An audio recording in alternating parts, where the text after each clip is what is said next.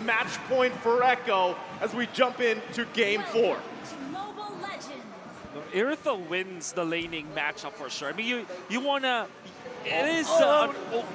We didn't get to see whether the hook landed or not. Did he get the hook or not? I don't know.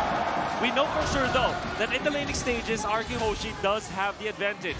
Because of the fact that they have Rrq winning against the Cloud, it just naturally, and the glue of course, it's almost unbeatable in the laning stages. If they piggyback on that idea, like destroy Echo's timing with their early game spike, maybe Rrq has a chance to extend the game number 5. Rrq knows it.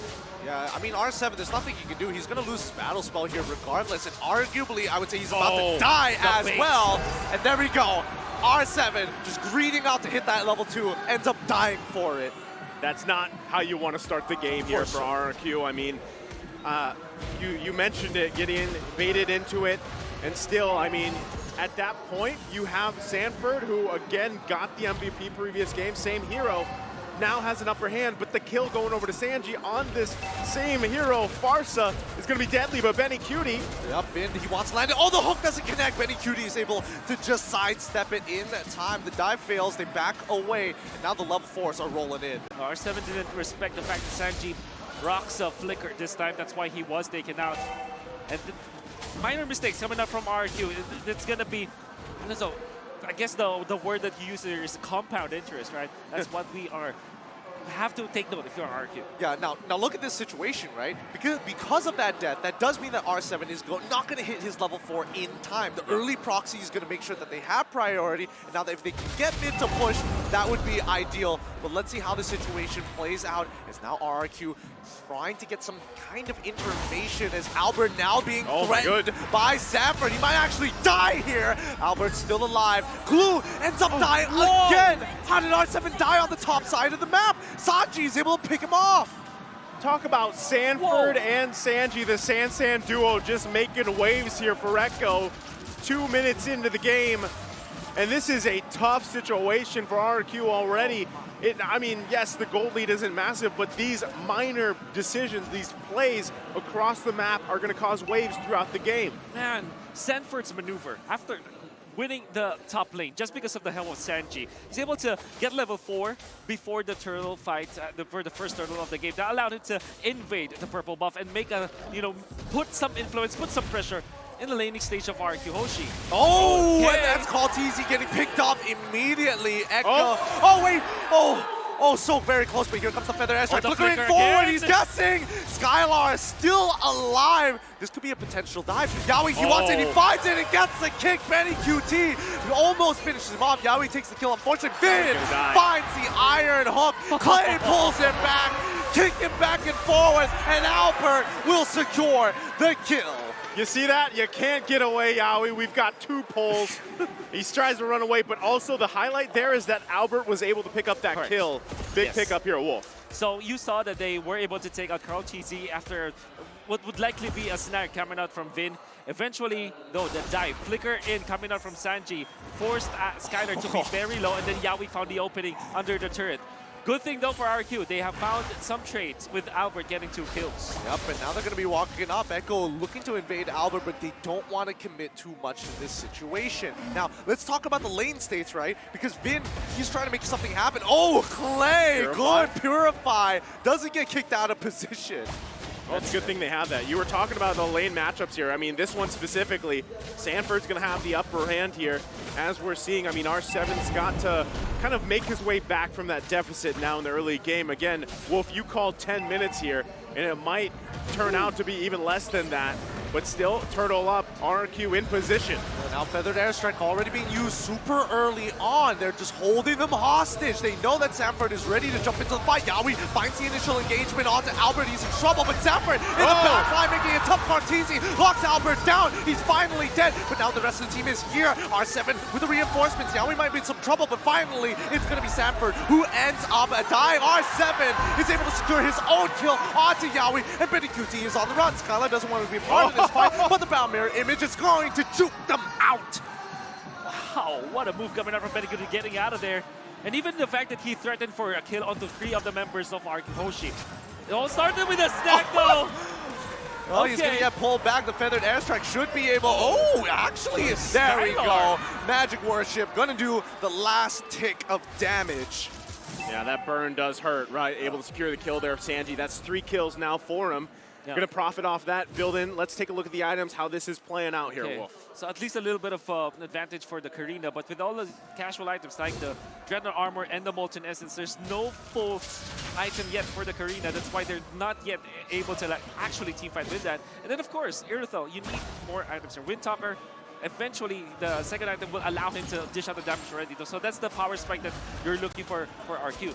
Benny though, with 0 deaths and 2 assists, and the Avarice is now in a very comfortable spot. DHS, eventually Golden Staff. You can imagine his farming speed to go off the roofs when he gets that second item. Okay, let's talk about, okay. Whoa, Yawi! Oh, he almost finds the angle of the kick, but Skylar is able to get out of position in time, locked down with the Bloody Hunt. Yawi might be in some trouble here, but Call TZ looking locked down. Skylar, the Feather Airstrike is coming in through, but the Call Altar keeps him alive until he's gone. Benny QT now, with all the green lights, comes in, and it's pretty much done for the side of Rrq. They cannot survive this kind of aggression. What an execution from Echo. Absolutely good chain of events for Rrq as they utilize their lineup into its full potential. Yawi with the flicker, going in forward first. Surely, he missed the way of the dragon, but that allowed Echo to get into position. Then goes Kaltizi. Oh no. Albert, he's in so much trouble, but he should be tanky enough to actually survive all the damage. It's getting close, and here comes Sanji. If he sees him, he might be done with the Feather Airstrike, but on the top side, Kaltizi all left all by himself, sacrificing his life for hire as Albert on his way to secure this turtle. What a move from Rrq! Oh, wow. What a punish, indeed. You saw that there was a lot of focus in the bottom lane. They found Vin! He's gone. He's gone. Nothing to say about that. Well played. Great punish from Vin. Rrq picking up wins where they can, and it also looks like a little miscommunication from Echo too. Yawi has the vision here.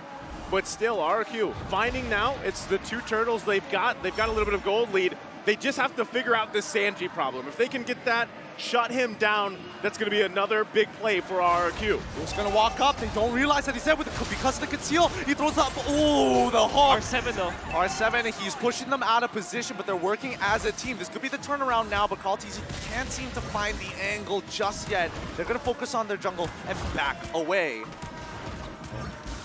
Every bit is intense in this game because you're watching Vin. Maybe he lands a hook out of nowhere, right? We're all watching. Bloody Hunt onto Call TZ already started off, but Yawi's looking for an angle as Sanford jumps into the back. Nobody can stop Sanji with his feathered airstrike except for the Call Altar. Skylar running for a slide battle mirror. Image takes it back. Sanford now left to die. Yawi can't help him out. Sanford is able to hop on over with the help of Sanji. R7 still on that chase. He's sick of it, but Yawi is able to stop the aggression. I can't believe no one died from that exchange.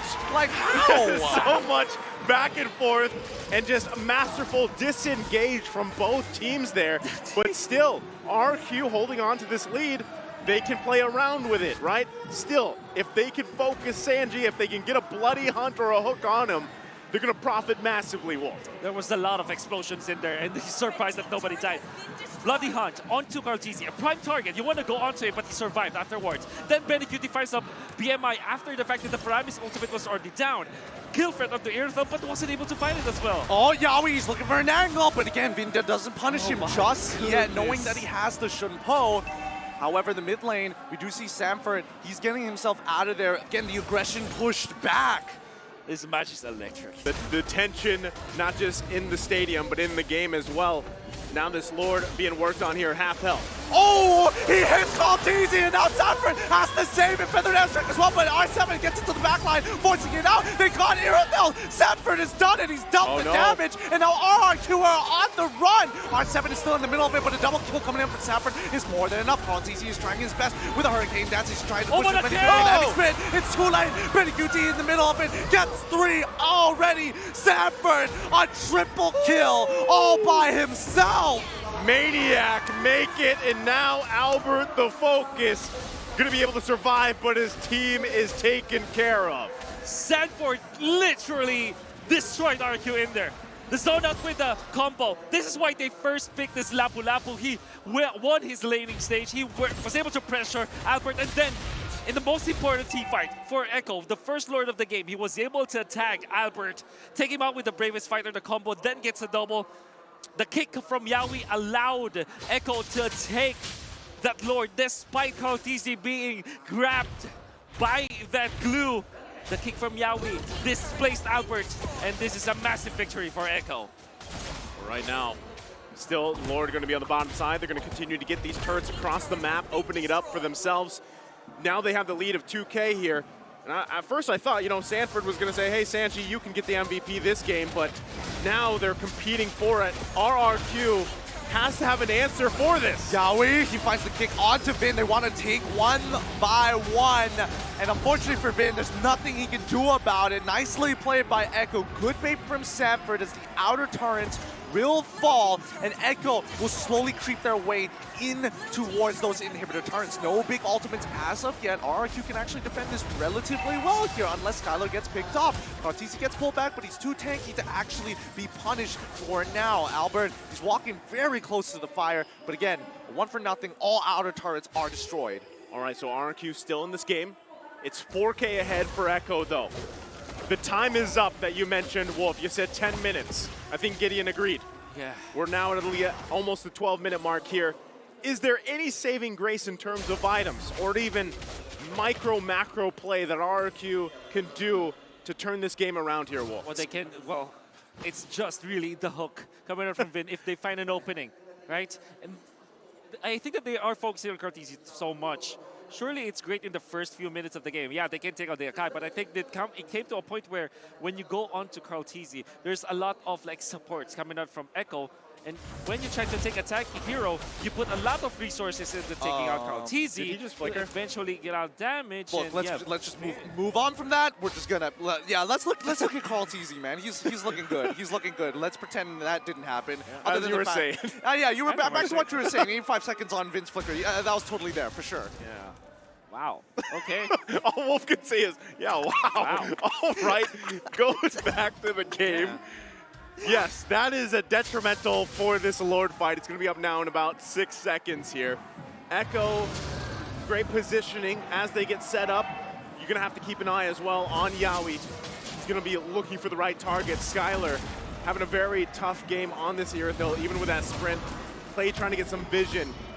And it's the same setup that we saw in the previous game, but this time it's just Yawi in that topside rush. They're just waiting. Can Rrq do this? They're just waiting for this fight. I mean, Echo is baiting it out. They're going to reset topside. Yawi finds the kick on to Skylar once again. Cole Altar's not going to be enough, but they have a spin. Will lock down Vin once more. It's just timed out, and now Clay is just left all by himself. Left in the hands of Benny QT with 2 down. That's a free Lord. Yawi finding a big opening onto Skylar. I wonder how he got that, but Rrq wanted to bait out the Lord and Echo just styling on them. It really looked easy for Yawi to do it. I mean, that's just, at that point, you know, the positioning of Yawi there, he knew that the best angle for Skylar to come from was that top side, because you can just pop that sprint and kind of run around, hopefully to find a member of Echo, but it just didn't work out for them. Yawi sniffed it out. He knew exactly where to be, and they focused on Skylar. And again, this begs the question, is Irithyll the weak link here in this lineup for Rrq? In the latter portions, I would say yes. You understand why they picked it up. It makes a lot of sense when they did, but they weren't moving as if they wanted Irithyll to be successful. Well, let's find out here at the very end as the inhibitors will fall. Feathered airstrike already down. Echo is going to take as much as possible. However, the mid as well as the top side have not collapsed at the same time. R7 is doing a very good job at keeping it alive, having a bit of a pillow fight with Kautisi. Nobody really winning there as the mid lane now clash, but Yawi, does he find the angle? He finds the kick onto Vin. They're trying to collapse on it. The Bravest Warrior is already in, but Skylar slows them down with the Queen's Call. Heavy spin activated with the call. Altar the backline being attacked. Albert as well, trying his best. Feathered airstrike comes back off a cooldown, but he gets stunned up. He has to move away. Top side is already destroyed, and a 4v5 has been already down. Falls into the favor of Echo. Benny QT not even participating in this entire sequence of events, and this could be a potential kill if they find the CC. Oh, Carl Teasy, you're just teasing Dowie, trying to go for it. Again, gets a kick onto Albert, and now the Blazing Duet activated. Clay's still alive. Queen's Call trying to clear those waves as soon as possible. Sanford, here with the Bravest Warrior again. We're seeing three ultimates. One Sanji now in trouble. Has to use the wings by wings to get on out of there. The Bravest Warrior is down. No more Sanford, and the defense complete. You can't imagine to be the Skylar. Surely he died at the end, right? But it's difficult to play this Irithyll. Fed by Yawi, fed by Sanford, fed by Kaltisi. Everybody targets Skylar. Eventually, after 3 tries with Sanford's opening, they have found him. And Neko, with all of the resources they have so many ways to engage Rrq Hoshi. It looked really bleak for the Indonesian squad. Oh, they had to pull everything just to survive there. Now, I mean, at that point, it looked grim. They held on, but at what cost? Again, back to the question, is this Irithyll the weak link? And was there a better option here for a gold lane or a marksman pick? Because so far, it really has not been working out for Rrq. Health, if not 1/4 at this point. So we're jumping back into the game here. Massive lead for Echo. Still looking to close this series out here. Rrq trying to hold on to keep this series going to Game 5, but at this point, it's looking bleak. Anything that sticks out here, Wolf, in terms of the items and how they can help here for Rrq? I think the lack of the blade armor on Karina, they only have it on Vin. I think they need to against the Claw. That's the natural way to kind of counter it. While on the side of Echo, you have 2 blade armors on 2 frontliners, Karchis and Yawi. What this does is to really nullify Skylar even more. He's already scared about like the damage output and the initiations coming out from Echo, but even his unstoppable, uncontrollable damage that you take out from the Irithyll is going to be a threat. I think the biggest way they stay in this game is have another moment where they somehow get the Lord here. Benny's there.